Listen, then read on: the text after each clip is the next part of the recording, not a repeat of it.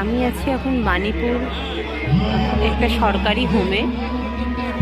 এখানে 20 থেকে 30, 50, 60, 70 সব বয়সের লোকেরাই এখানে রয়েছে।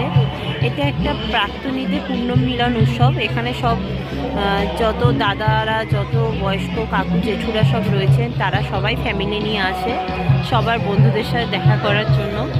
আজকের দিনটার জন্য সবাই ওয়েট করে থাকে যে এখানে সবার সাথে সবার দেখা হয়, কারণ এখানে যারা যারা থাকে তারা বিভিন্ন জায়গা থেকে এখানে আসে, এই হোমে থাকে। এটা একটা বোর্ডিং স্কুল। কি সুন্দর লাগছে দেখুন। এখানে একটা পিকনিক টাইপের হয়, প্রাক্তনী কাকা জেঠুরা যারা রয়েছে তারাই সব এখানে সব আয়োজন করে। আর এই যে দেখুন, এই যে এইটা হচ্ছে হোম, এই পাশে হচ্ছে সব হোমের বিল্ডিং।